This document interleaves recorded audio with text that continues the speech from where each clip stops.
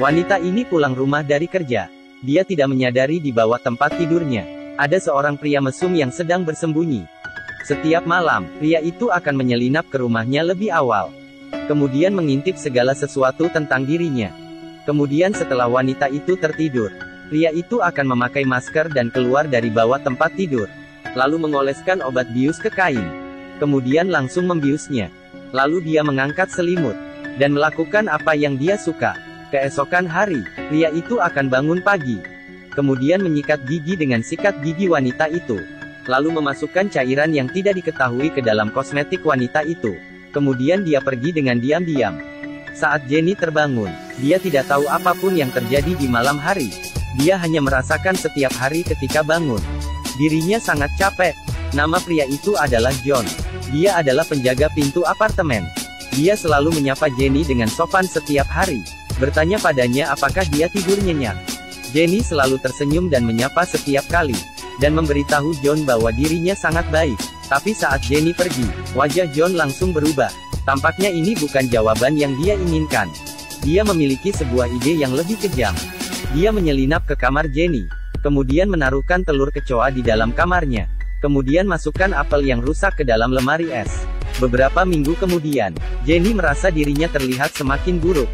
Bintik-bintik mulai muncul di wajahnya. Dan itu semakin buruk. Dia membuka kulkas. Dalamnya penuh dengan kecoa. Meja di dapur juga ada. Dia bergegas ke lantai dasar. Dan memohon John untuk membantu mendisinfeksi kamarnya. John tentu saja sangat senang melihat Jenny yang mulai sekarat. Dia mengeluarkan senyuman puas. Hari ini, John seperti biasanya masuk ke bawah tempat tidur Jenny. Tapi dia tidak tahu bahwa malam hari itu, dia akan menderita. Ini adalah pria yang sangat sesat. Setiap malam, dia akan bersembunyi di bawah tempat tidur wanita dan mengintip. Nama pria itu adalah John. Malam ini, dia akan menderita. Jenny yang biasanya tinggal sendirian. Malam ini, pacarnya juga datang bersamanya. Pacarnya naik ke tempat tidur. Dari atas tempat tidur segera terdengar suara berderit. John bersembunyi di bawah tempat tidur dan tidak bisa bergerak. Karena terlalu tegang, dia tidak sengaja memecahkan obat bius sendiri. Obat bius bertaburan di wajahnya. Dia ingin mencoba untuk tetap terjaga. Tapi dirinya merasa semakin bingung. Tidak ada cara lain. Dia harus segera pergi. Dia memanjat keluar dari bawah tempat tidur dengan hati-hati. Cahaya di rumah itu sangat redup. Pasangan di tempat tidur tidak menyadari keberadaannya. Dia pergi ke depan pintu. Namun dia menemukan bahwa pintu dikunci dari dalam. Dia ingin mengambil kunci dan membuka pintu. Tetapi dia menyadari kuncinya tertinggal di bawah tempat tidur.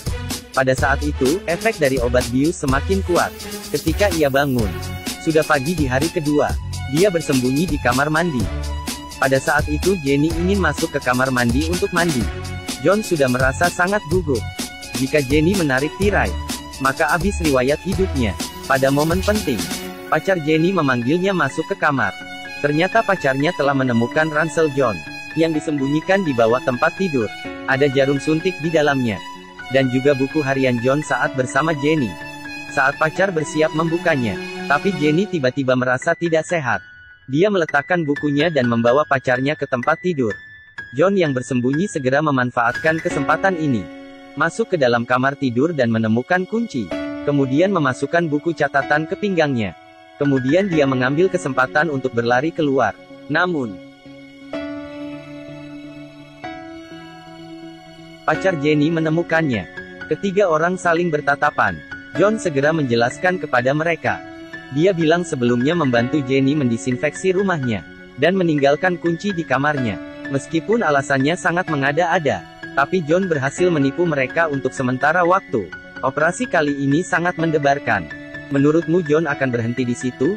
Anda salah. Sepasang kekasih tertidur di tempat tidur. Tapi saat itu seorang pria mesum sedang berbaring dengan bangga di bawah tempat tidur mereka. Pria itu memanjat keluar dari bawah tempat tidur. Kemudian membius mereka dengan obat bius. Lalu dia juga naik ke tempat tidur. Beberapa hari kemudian, pacarnya membawa Jenny ke rumah sakit untuk diperiksa. Hasilnya Jenny hamil. Pacarnya tidak bisa mempercayainya. Anak itu mungkin bukan miliknya. Karena mereka belum bertemu satu sama lain dalam setahun. Di sisi lain, John merapikan pakaiannya dan bersiap untuk bekerja.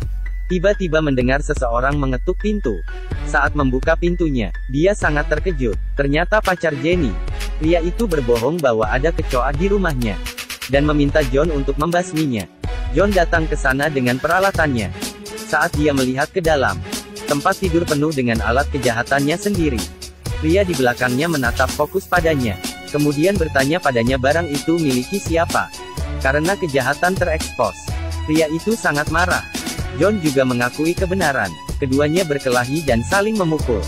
Kepala John ditekan di atas tempat tidur dan tidak bisa bernapas. Dia tiba-tiba mendapatkan sepotong pecahan kaca. Kemudian dia berbalik dan membunuh pria itu. Kemudian ia menempatkan mayat di kamar mandi. Kemudian meletakkan pecahan kaca di tangan pria itu, dan memalsukan adegan bunuh diri pria itu. Saat Jenny pulang ke rumahnya, dia menangis dengan patah hati.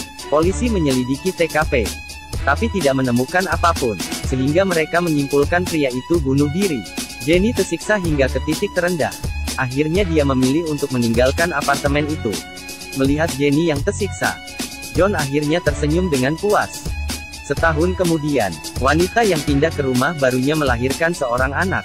Tapi dia tiba-tiba menerima surat anonim. Surat itu menceritakan apa yang terjadi padanya. Akhir dari surat itu, pria itu mengatakan dia tidak berniat mengakhiri pelecehan terhadapnya. Jenny menggendong anak itu dan menangis.